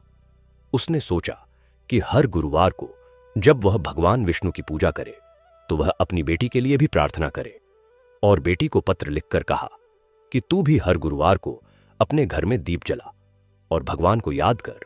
इस तरह हम दोनों एक ही समय में एक ही भगवान के सामने होंगे और यह हमारा मिलन होगा। बेटी ने यह पत्र पढ़ा और उसकी आंखें भर आईं। उसने उस दिन से हर गुरुवार को यह किया। मां और बेटी दोनों हर गुरुवार को एक ही समय पर अपने अपने घर में दीप जलाती और भगवान विष्णु के सामने बैठकर एक दूसरे को याद करती हुई प्रार्थना करती थीं। उन दोनों को लगता था कि भगवान के माध्यम से वे हर गुरुवार मिलती हैं। बेटी ने एक बार मां को पत्र लिखा, मां, हर गुरुवार जब मैं दीप जलाती हूं तो मुझे लगता है जैसे तू मेरे पास बैठी है। यही तो भगवान की महिमा है कि वे दूरियां मिटा देते हैं। इस पत्र को पढ़कर मां बहुत देर तक रोती रही, खुशी के आंसुओं से। जब वर्षों बाद मां का देहांत हुआ तो बेटी ने देखा कि उसकी मां के आखिरी क्षणों में उनके होठों पर भगवान विष्णु का नाम था और उनके चेहरे पर एक अलौकिक शांति थी। बेटी समझ गई कि मां ने जिस भगवान की आराधना की थी वे उन्हें अपने साथ ले गए। उसने अपनी मां की परंपरा को आगे जारी रखा और उसके बच्चों ने भी। इस कथा का यह प्रसंग बताता है कि भगवान की भक्ति न केवल व्यक्ति का उद्धार करती है बल्कि परिवार के बंधनों को भी और मजबूत बनाती है और भक्ति के माध्यम से प्रेम की एक ऐसी धारा बहती है जो मृत्यु के बाद भी नहीं रुकती। अब इस कथा में एक और गहरा और दार्शनिक प्रसंग जोड़ते हैं। एक बार एक दार्शनिक और एक भक्त के बीच संवाद हुआ। दार्शनिक ने कहा, यह गुरुवार व्रत और भगवान विष्णु की पूजा, यह सब क्या है? क्या केवल एक दिन पूजा करने से जीवन बदल जाता है? भक्त ने मुस्कुराते हुए कहा, मित्र, गुरुवार का व्रत इसलिए नहीं है कि भगवान उस एक दिन उपलब्ध होते हैं और बाकी दिन नहीं होते। भगवान तो सदा उपलब्ध हैं। गुरुवार इसलिए है कि हम उपलब्ध हों। हमारा मन इतना व्यस्त रहता है कि हम भूल जाते हैं कि कोई है जो हमें संभाले हुए है। गुरुवार का व्रत एक अनुस्मारक है, एक विराम है जीवन की दौड़ में, जब हम रुककर उस शक्ति को याद करते हैं जो हमारे भीतर और बाहर दोनों जगह है। दार्शनिक ने सोचा और कहा, यह तो मनोवैज्ञानिक दृष्टि से भी सही है। जब मनुष्य किसी बड़ी शक्ति के प्रति समर्पण भाव रखता है तो उसका अहंकार कम होता है और वह अधिक शांत और सकारात्मक हो जाता है। भक्त ने कहा, हां मित्र, और इससे भी आगे की बात यह है कि जब भाव सच्चा हो, जब श्रद्धा निर्मल हो, तो ऐसी घटनाएं होती हैं जिन्हें हम चमत्कार कहते हैं, पर जो वास्तव में उस अनंत शक्ति की अभिव्यक्ति है जो इस सृष्टि में व्याप्त है। दार्शनिक इस संवाद के बाद बहुत देर तक चिंतन में रहा और उस दिन के बाद उसने भी गुरुवार को विष्णु भगवान का स्मरण करना शुरू किया, शायद तर्क से नहीं, पर एक जिज्ञासा और खुलेपन से। और जैसा हर भक्त के साथ होता है, उसके जीवन में भी धीरे धीरे एक परिवर्तन आने लगा। इस पावन कथा की अंतहीन धारा में अब एक और प्रसंग जोड़ते हैं और इस बार की कहानी एक युद्ध से लौटे सैनिक की है। उस सैनिक का नाम था विक्रम और वह वर्षों के युद्ध के बाद अपने गांव लौटा था। युद्ध में उसने बहुत कुछ देखा था, मृत्यु, विनाश, दर्द। वह गांव तो लौट आया, पर उसका मन युद्ध के उन दृश्यों से मुक्त नहीं हो पा रहा था। रात को उसे नींद नहीं आती थी, दिन में बेचैनी रहती थी। उसके परिवार ने बहुत प्रयास किए, पर उसे शांति नहीं मिल रही थी। एक दिन उसकी मां उसे एक मंदिर में ले गई। वह गुरुवार का दिन था। वहां भगवान विष्णु की कथा हो रही थी। विक्रम ने वहां बैठकर कथा सुनी। कथा में भगवान विष्णु के करुणामय स्वरूप का वर्णन था, उनकी क्षमाशीलता का, उनके प्रेम का। विक्रम के मन में पहली बार कुछ हुआ। उसे लगा कि वह जो दर्द लेकर घूम रहा है उसे कहीं रख दे। उसने आंखें बंद करके मन ही मन भगवान से कहा, प्रभु, मैंने बहुत कुछ देखा है, मेरे मन में बहुत भार है। मुझे नहीं पता कि क्या सही था और क्या गलत, पर अब मैं थक गया हूं। यह भार आपके चरणों में रखता हूं। उस दिन विक्रम की आंखों से आंसू बह निकले। वह बहुत देर तक रोया और जब रोना बंद हुआ तो उसे एक अजीब सा हल्कापन महसूस हुआ। उस रात पहली बार वह गहरी नींद सोया। विक्रम ने उस दिन से हर गुरुवार को मंदिर जाना शुरू किया। धीरे धीरे उसका मन ठीक होने लगा। वह अपने खेत में काम करने लगा, अपने बच्चों के साथ समय बिताने लगा। लोग कहते थे कि विक्रम बदल गया। वह कहता था, मैं नहीं बदला, भगवान ने मुझे बदल दिया। गुरुवार की उस कथा ने मेरे घाव को भरना शुरू किया। यह प्रसंग बताता है कि भगवान विष्णु की भक्ति न केवल भौतिक समस्याओं का समाधान करती है, बल्कि मानसिक और आत्मिक घावों को भी भरती है। जो हृदय टूटा हुआ है, जो मन थका हुआ है, उसके लिए भगवान की शरण सबसे बड़ा आश्रय है। इस कथा की पवित्र गंगा में अब एक और सुंदर धारा जोड़ते हैं। यह धारा है एक बच्चे की कहानी की। उस बच्चे का नाम था ध्रुव। हां, वही ध्रुव जिसके बारे में आप जानते हैं। पर इस कथा में उस प्रसंग को थोड़ा और विस्तार देते हैं। जब ध्रुव अपनी मां के पास रोते हुए आया और उसे उसकी मां ने बताया कि भगवान विष्णु की भक्ति से सब मिल सकता है, तब ध्रुव वन में गया। पर उसके जाने से पहले की रात एक गुरुवार की रात थी। उसकी मां ने उस रात दीप जलाकर भगवान से प्रार्थना की थी, हे नारायण, मेरे बच्चे को रास्ता दिखाओ। और भगवान ने वह प्रार्थना सुनी। नारद मुनि को ध्रुव के पास भेजा। नारद मुनि ने ध्रुव को ओम नमो भगवते वासुदेवाय मंत्र दिया और ध्रुव ने उस वन में इतनी तीव्र साधना की कि स्वयं भगवान विष्णु को आकर उसे दर्शन देने पड़े। यह प्रसंग बताता है कि जब एक मां की प्रार्थना और एक बच्चे की दृढ़ता मिलती है, तो भगवान भी उनकी ओर स्वयं चले आते हैं। गुरुवार की रात की मां की प्रार्थना ने ध्रुव के जीवन को दिशा दी और ध्रुव आज भी आकाश में एक तारे के रूप में भगवान की भक्ति का प्रतीक है। यह संदेश देता है कि सच्ची भक्ति कभी व्यर्थ नहीं जाती, वह एक न एक रूप में अपना फल अवश्य देती है। अब इस कथा में भगवान विष्णु के दशावतारों का संक्षिप्त स्मरण करते हुए इस पावन कथा को और समृद्ध करते हैं। भगवान विष्णु ने इस सृष्टि के कल्याण के लिए समय समय पर अवतार लिए। जब जब धर्म की हानि हुई और अधर्म बढ़ा, भगवान ने अपने भक्तों की रक्षा के लिए और दुष्टों के नाश के लिए अवतार धारण किया। मत्स्य अवतार में उन्होंने वेदों की रक्षा की और सृष्टि को प्रलय से बचाया। कूर्म अवतार में उन्होंने समुद्र मंथन में मंदिर पर्वत को अपनी पीठ पर धारण किया और अमृत निकलवाया। वराह अवतार में उन्होंने हिरण्याक्ष से धरती को मुक्त कराया। नृसिंह अवतार में उन्होंने अपने परम भक्त प्रहलाद की रक्षा की और हिरण्यकशिपु का वध किया। वामन अवतार में उन्होंने राजा बलि की अहंकार से मुक्ति कराई। परशुराम अवतार में उन्होंने पृथ्वी को अत्याचारी क्षत्रियों से मुक्त किया। राम अवतार में उन्होंने मर्यादा और धर्म की स्थापना की। कृष्ण अवतार में उन्होंने गीता का ज्ञान दिया और पांडवों की रक्षा की। बुद्ध अवतार में उन्होंने करुणा और अहिंसा का संदेश दिया और कल्कि अवतार में वे इस युग के अंत में आएंगे। यह सब बताता है कि भगवान विष्णु केवल पूजा के भगवान नहीं हैं, वे एक ऐसी शक्ति हैं जो सृष्टि के हर क्षण में सक्रिय है, जो हर युग में अपने भक्तों की रक्षा करती है और धर्म की स्थापना के लिए जो भी आवश्यक हो वह करती है। जब हम गुरुवार को भगवान विष्णु का स्मरण करते हैं, तो हम इस पूरी दिव्य परंपरा से जुड़ते हैं। हम उस अनंत करुणा और शक्ति से जुड़ते हैं जो युगों से इस सृष्टि का पालन करती आ रही है।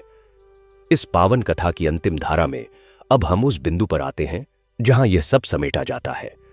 धर्मवीर राजा के राज्य में उस महायज्ञ के बाद वर्षों बीत गए। राजा ने जीवन पर्यंत भगवान विष्णु की भक्ति की और अपने राज्य में धर्म की स्थापना की। जब उनका अंतकाल आया, वे मंदिर में ही थे। उस दिन भी गुरुवार था, पूजा हो रही थी, कथा गाई जा रही थी।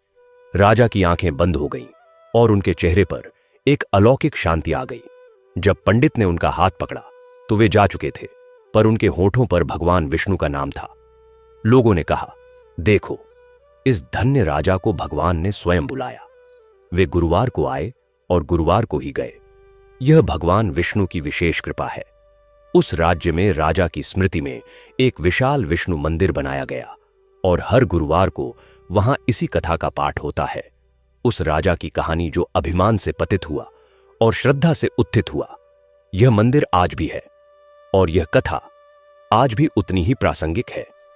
जो भी इस कथा को सुनता है, उसके मन में एक नई ऊर्जा और श्रद्धा जागती है और उसका जीवन भगवान विष्णु की कृपा से और सुंदर हो जाता है। इस पूरी कथा का सार यह है कि गुरुवार का दिन केवल एक वार नहीं है, यह एक दिव्य अवसर है जब हम अपनी भाग दौड़ से विराम लेकर उस परम शक्ति से जुड़ते हैं जो हमारी जड़ है, जो हमारा आधार है, जो हमें अनंत काल से संभाले हुए है। चाहे हम राजा हों या किसान, ज्ञानी हों या अनपढ़, धनी हों या निर्धन, भगवान विष्णु की कृपा सबके लिए समान है। जो भी सच्चे मन से उनकी शरण में आता है वे उसे कभी निराश नहीं करते।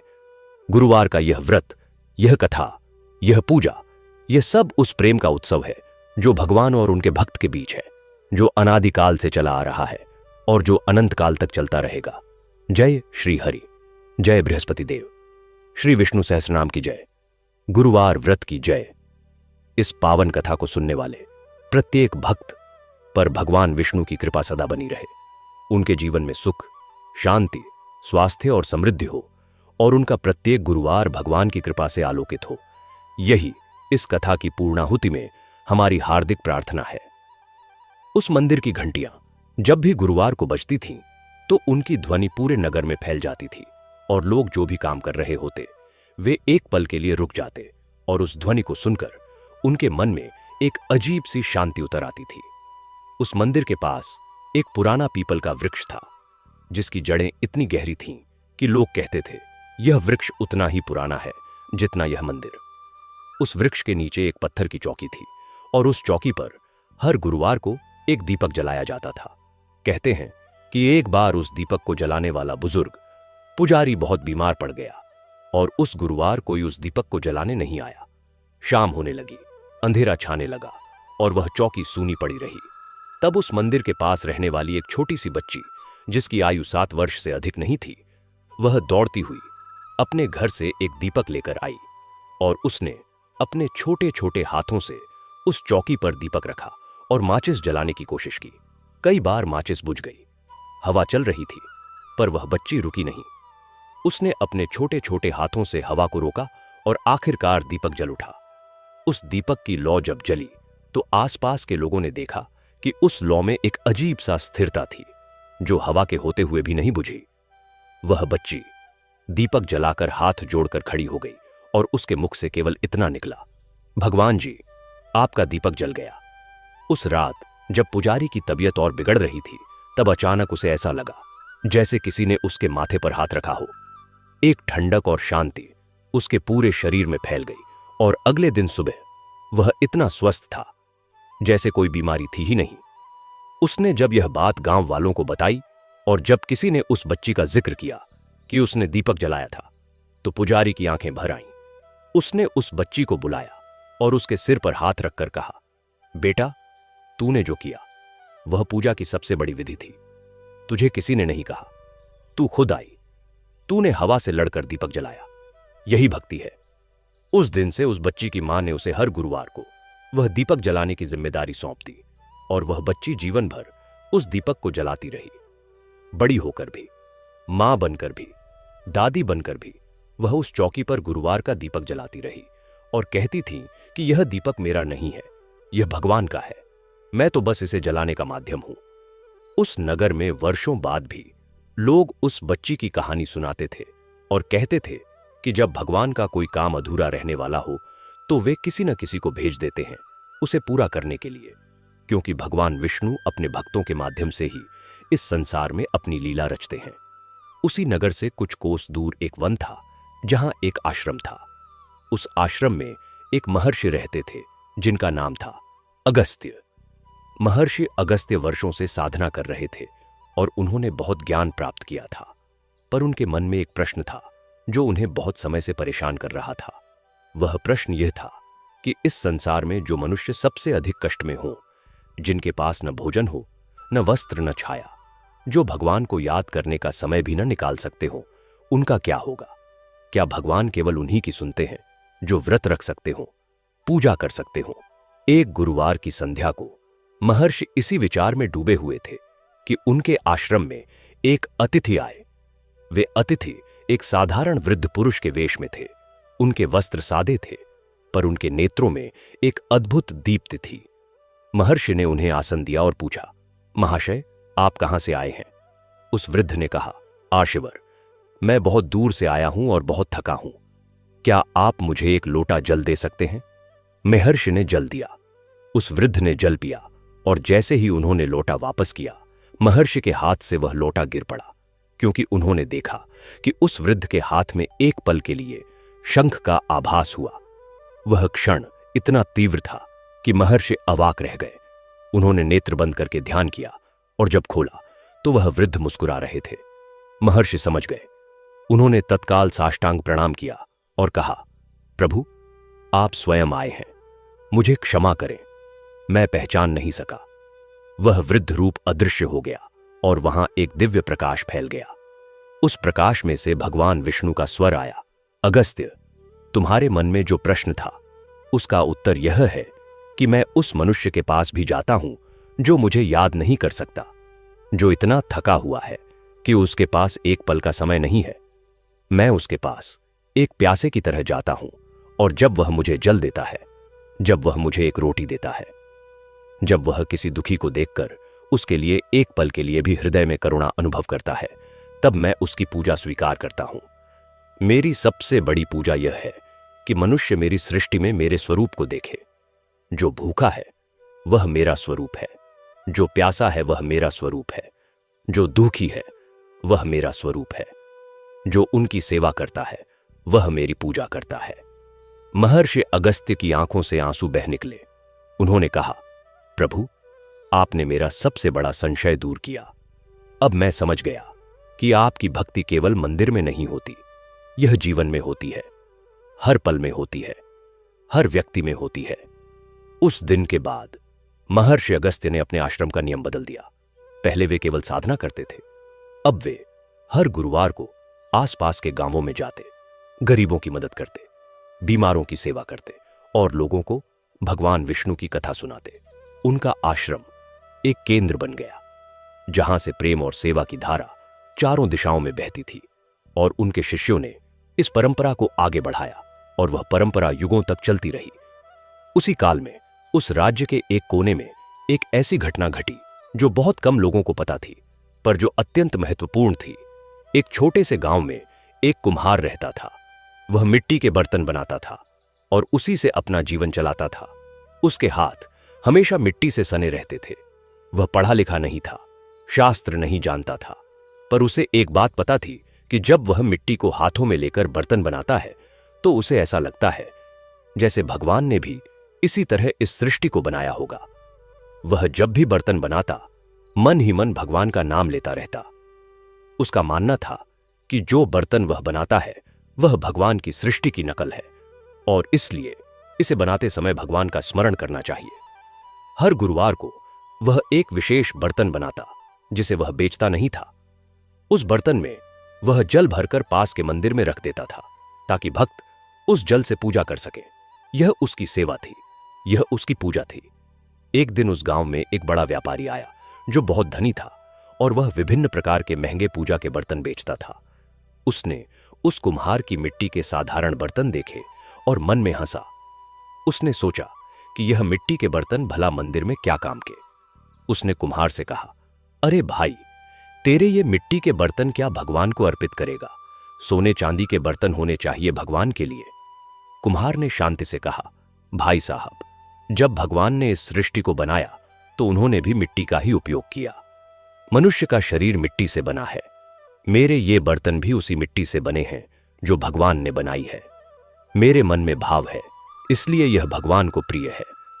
व्यापारी के पास कोई जवाब नहीं था। वह चला गया, पर उस कुम्हार की बात उसके मन में घर कर गई। उस रात उसने सोचा कि वह वर्षों से पूजा का सामान बेचता है, पर खुद कभी सच्चे मन से पूजा नहीं की। उसके पास सोने के बर्तन थे, पर हृदय में भाव नहीं था। अगले गुरुवार को वह व्यापारी उस कुम्हार के पास गया और कहा, भाई, मुझे अपने साथ मंदिर ले चलो। कुम्हार ने उसे मंदिर ले गया और दोनों ने मिलकर भगवान विष्णु की पूजा की। उस व्यापारी ने पहली बार अनुभव किया कि पूजा क्या होती है। उसके बाद वह व्यापारी हर गुरुवार को उस कुम्हार के साथ मंदिर जाता और दोनों मिलकर भगवान की सेवा करते। धीरे धीरे उस व्यापारी का स्वभाव बदला।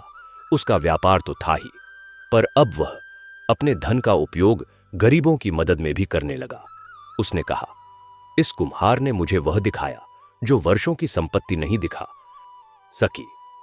इसीलिए कहते हैं कि भगवान कभी कभी अपना संदेश सबसे साधारण मनुष्यों के माध्यम से भेजते हैं, क्योंकि साधारण मनुष्यों का हृदय सबसे अधिक निर्मल होता है और निर्मल हृदय से निकली बात सीधे दूसरे के हृदय तक पहुंचती है। इस कथा की धारा में अब एक और अत्यंत मार्मिक प्रसंग आता है। वह एक ऐसी स्त्री की कहानी है जिसे संसार ने बहुत कुछ दिया था, पर भीतर से वह खाली थी। उस स्त्री का नाम था वसुधा और वह एक संपन्न परिवार में ब्याही थी। उसके पास सब कुछ था, बड़ा घर, गहने, नौकर, पर उसके मन में एक अजीब सी रिक्तता थी जो कभी भरती नहीं थी। वह यह नहीं समझ पाती थी कि इतना सब होने के बाद भी वह सुखी क्यों नहीं है। एक दिन उसकी पड़ोसन जो बहुत निर्धन थी, उसने वसुधा को देखा और कहा, भाभी, आप उदास क्यों रहती हैं? वसुधा ने कहा, मुझे नहीं पता, बस एक खालीपन है जो भरता नहीं। उस पड़ोसन ने कहा, भाभी, मैं बहुत गरीब हूं, पर मुझे खालीपन नहीं लगता, क्योंकि मैं हर गुरुवार को भगवान विष्णु की पूजा करती हूं और उनसे बातें करती हूं। वे मेरे सबसे अच्छे मित्र हैं। वसुधा ने पहले तो इसे हल्के में लिया, पर उस रात उसे नींद नहीं आई। उसने सोचा कि एक गरीब स्त्री के पास वह शांति है जो मेरे पास नहीं है। क्यों? अगले गुरुवार को वसुधा उस पड़ोसन के साथ बैठकर भगवान विष्णु की पूजा में शामिल हुई। पूजा की विधि बहुत साधारण थी। एक छोटा दीपक, कुछ फूल और मन से की गई प्रार्थना। पर उस सरल पूजा में वसुधा को कुछ ऐसा मिला जो उसके सारे वैभव में नहीं था। उसे एक अजीब सा आश्वासन मिला, एक अनुभव हुआ कि वह अकेली नहीं है। उस दिन के बाद वसुधा ने हर गुरुवार को भगवान विष्णु की पूजा करना शुरू किया। धीरे धीरे उसका वह खालीपन भरने लगा। वह अधिक प्रसन्न रहने लगी, अपने परिवार के साथ अधिक उपस्थित रहने लगी। उसके पति ने देखा कि पत्नी बदली है और वह भी पूछने लगे। जब उसने बताया तो वे भी उसके साथ पूजा में बैठने लगे। धीरे धीरे उनका पूरा परिवार बदल गया। उस परिवार में पहले धन था, पर शांति नहीं थी। अब दोनों थे। वसुधा ने एक दिन उस गरीब पड़ोसन को बहुत सी सहायता दी और कहा, तुमने मुझे वह धन दिया जो मेरे पास नहीं था, इसका बदला मैं कभी नहीं चुका सकती। इस प्रसंग के बाद कथा में एक और सुंदर पड़ाव आता है जो एक वृद्ध गायक से जुड़ा है। उस गायक का नाम था हरिदास और वह गांव गांव जाकर भगवान विष्णु के भजन गाता था। उसके पास कुछ नहीं था, बस एक ढोलकी थी और एक सुरीली आवाज थी। वह जब भी किसी गांव में पहुंचता, लोग इकट्ठे हो जाते और उसके भजन सुनते।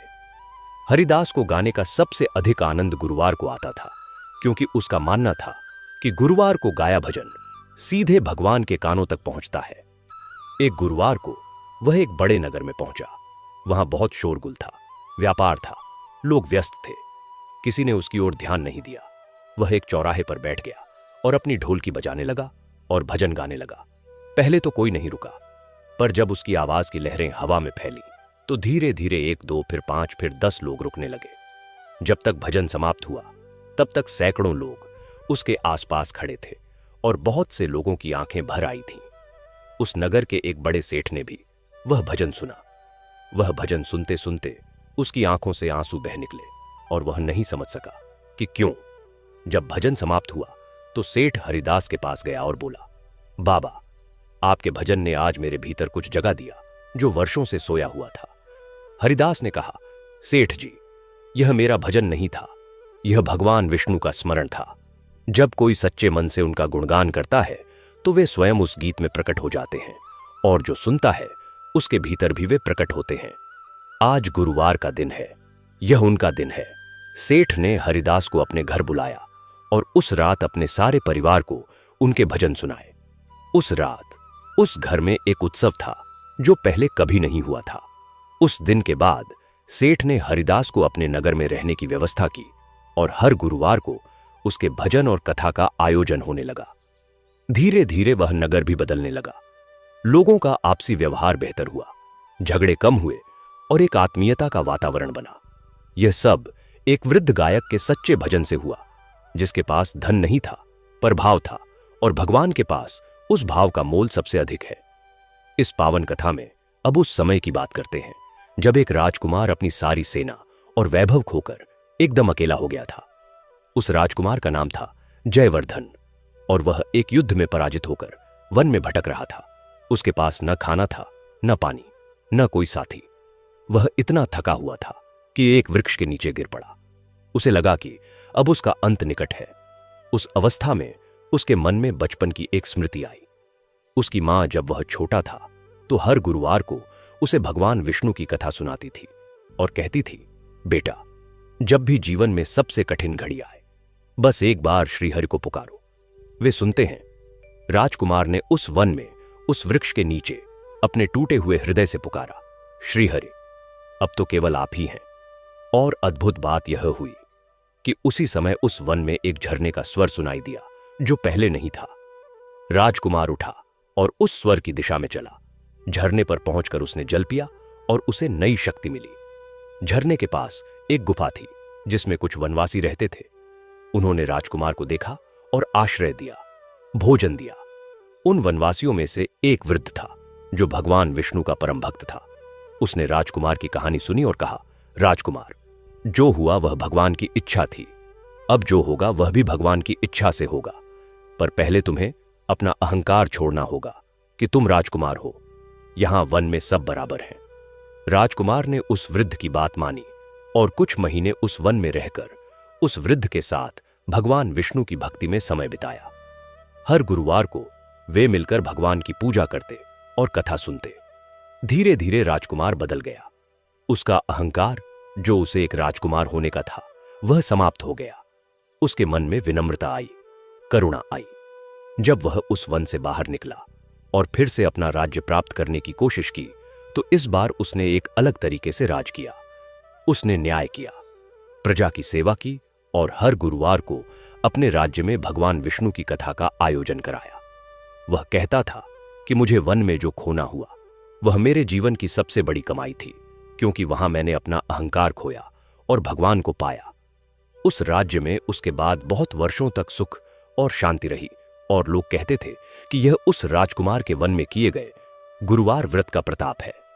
इस पावन कथा में अब उस रात का वर्णन करते हैं जब एक युवती ने भगवान विष्णु से एक असाधारण बात मांगी।